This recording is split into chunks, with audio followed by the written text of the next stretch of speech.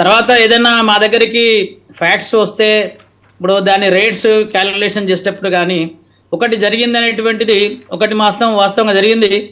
ఇది నాగం జనార్దన్ రెడ్డి గారు కూడా సుప్రీంకోర్టులో వేశారు.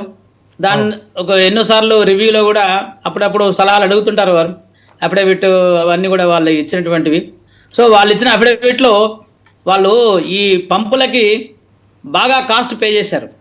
ఎందుకు పే చేసినామంటే మేము కాంక్రీట్ కాస్ట్ని మేము పంపులకు పే చేసినామని చెప్పి ఒక ఇంజనీర్ అఫిడవిట్లో ఇవ్వడం జరిగింది.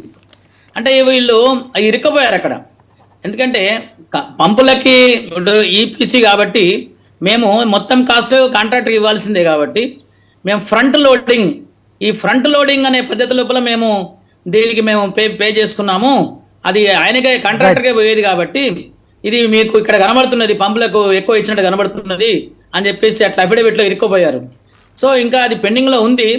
ఆ రేట్ డిసైడ్ చేసేటప్పుడు కూడా ఒక పంపు కాస్ట్ డిసైడ్ చేసేటప్పుడు మామూలుగా మనకు మామూలు ఇళ్లలో ఒక హెచ్పి, హాఫ్ హెచ్పి, మనకు 1 HP 2 HP ఇట్లా పంపులు మనము వ్యవసాయాలకైతే 5 HP కూడా వాడుతుంటాం.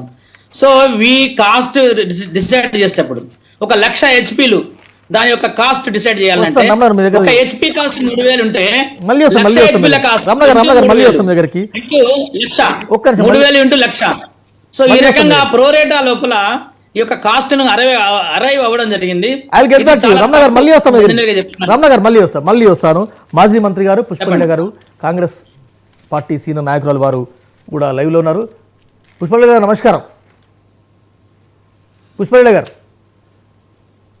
నమస్కారం. ఇలా మంత్రుల బృందం కాళేశ్వరంకు వెళ్ళింది. మీరు ఇటీవల ఎన్నికల ప్రచారంలో కాళేశ్వరంలో అవినీతి జరిగింది, మేడిగడ్డ కూలింది, అన్నారం కుంగింది, రకరకాల ప్రచారం చేశారు. సరే, ఇవాళ మీ ప్రభుత్వం కొలుగుతురింది. రాష్ట్ర ముఖ్యమంత్రి సహా, ఇరిగేషన్ శాఖ మంత్రి సహా కాళేశ్వరం పైన దాదాపు 3-4 రివ్యూలు పెట్టారు. ఇవాళ ఏకంగా మంత్రుల బృందం సైట్కి వెళ్ళింది.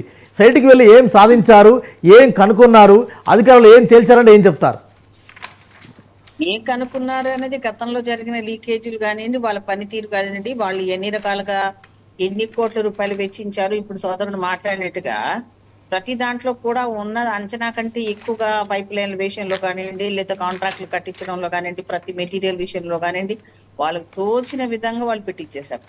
సో అది అంత చేసినా కూడా దాంట్లో అంత లీకేజీలు అయ్యి ఈ రోజు దాని మీద అంత కరప్షన్ అయింది అని చెప్పింది మేము వాస్తవమే. మేమేం షో ఆఫ్ చేయడం కోసమో లేకపోతే జనాలకు మభ్యపెట్టే చెప్పలేదు. అలా వాస్తవాలు చెప్పాలి అంటే మేము వెళ్ళాలి. దాని ఫిజికల్ గా గతంలో ఉన్న గవర్నమెంట్ లో ఉన్న ఆఫీషియల్స్ అందరితో కూడా మాట్లాడి దాన్ని టోటల్ రివ్యూ చేసి ఏం జరిగింది అనేది ప్రజలకు చెప్పడం కోసం వెళ్ళాం, కానీ అది టూర్ కోసం వెళ్ళినట్టు కాదు కదండి అది.